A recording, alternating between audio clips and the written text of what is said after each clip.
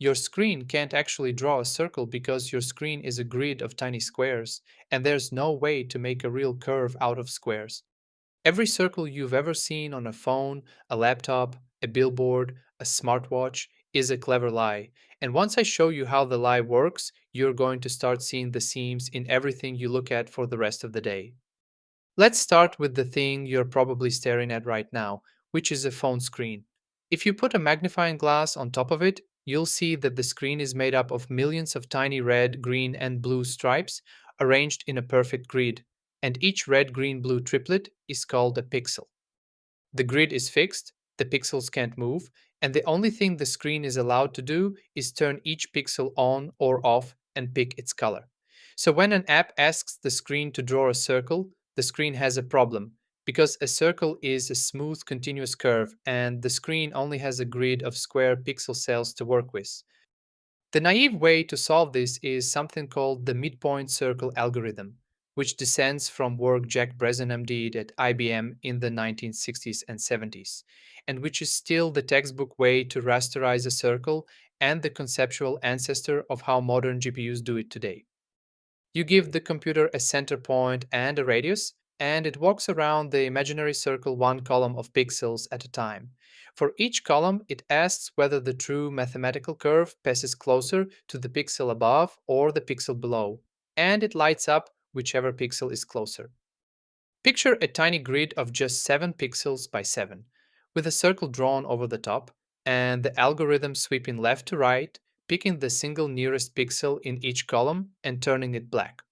By the time it finishes the loop, you have a small handful of lit pixels arranged in a rough ring, and that ring is the best approximation of a circle the grid can physically produce. Do that all the way around on a real screen, and you get something that looks like a circle. Except when you zoom in, you see that what you actually drew is a staircase, because every time the curve crosses from one row of pixels to the next, there's a visible step where the edge jumps. These steps have a nickname in computer graphics, which are called Jaggies. And for the first 30 years of computer graphics, Jaggies were just something you had to live with. Hold that word in your head for a second, Jaggies, because we're coming back to it. First, we need to understand why this problem can't be solved by just adding more pixels, even though that's the answer everyone reaches for first. If you've ever wondered why old video games look the way they do, this is most of the reason. On a console from the 1980s, a screen was about 250 pixels wide, and the hardware had no anti aliasing at all, so designers had a choice between drawing curves and having them look like staircases, or just drawing shapes that the grid could actually handle. Most of them chose the second option, which is why Pac Man's face is technically not a circle but a stack of horizontal bars, carefully arranged to look round from a distance, and why almost every retro game character is built out of rectangles and 45-degree diagonals. The pixel art aesthetic we now consider charming was originally just a constraint, because the artists were drawing around a problem the hardware couldn't solve. You'd think you could just make the screen sharper, cram in more pixels per inch, and the staircase would go away, but the staircase doesn't actually go away. It just gets smaller because the geometry of squares trying to approximate a curve is the same at every scale. And so you can quadruple your pixel density, and the jaggies are still there, they're just one quarter the size. A modern phone screen has about 400 pixels per inch, and you can still see the steps if you take a screenshot and zoom in 200%. The reason your eye doesn't notice them in normal use isn't that the screen got smart, it's that the screen got help from a trick called anti-aliasing. Anti-aliasing is the real reason circles look round on your screen. And remember those jaggies from earlier? Here's how they get hidden. Instead of asking which pixel is closer to the true curve, the algorithm asks how much of each pixel the curve actually covers, and then it sets the brightness of that pixel proportionally. So a pixel that the curve clips through at 30% coverage gets drawn at 30% of full color. The result is that the hard staircase edge becomes a soft gradient of partially lit pixels, and your visual cortex, which evolved to smooth out noise in the real world, interprets that gradient as a continuous curve and stops seeing the steps.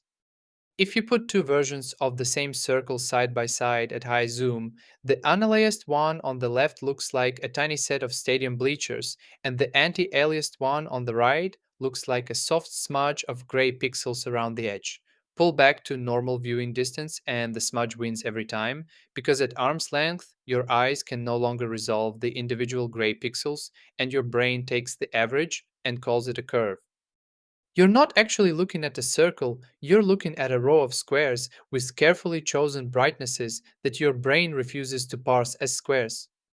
What you give up to get anti-aliasing is sharpness and compute, because every curved edge in every app on your phone is being recomposited dozens of times per second with these partial coverage values, and that work has to happen on the GPU, which is the reason your phone has a graphics chip in the first place.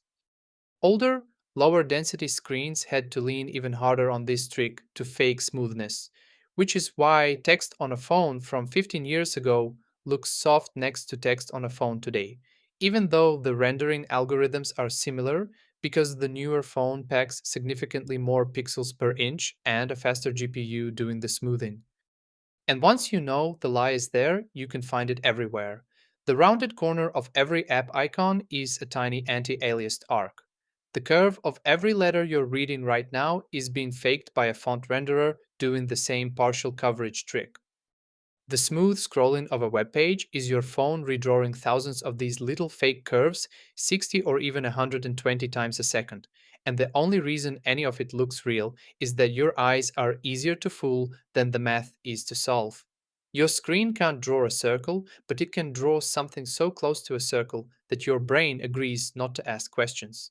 And that quiet agreement between hardware and biology is the whole reason graphics work at all. If you got something out of this, a like or a subscribe really does help the channel out. It's still pretty small. And let me know in the comments what you want me to break down next. I read all of them. Thanks for watching.